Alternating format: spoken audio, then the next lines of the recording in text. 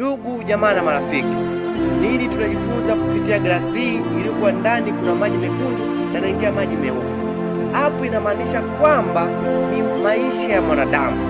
Maisha ya mwanadamu kabla hajamjua Yesu yalikuwa maisha machafu, maisha yenye dhambi. Lakini baadaye hapo tunaona maji yanabadilika na maji yanakuwa kutoka nyekundu kuja kwenye nyeupe. Inamaanisha mwanadamu tayari ameshapata neno la Mungu na amekubali kubadilika, amekubali kumpokea Yesu kutoka kwenye wekundu kuja kwenye weupe. Inamaanisha mwanadamu tayari ameshapata kubadilika, ameshampokea Yesu na maisha yake yanabadilishwa kila siku na Roho Mtakatifu.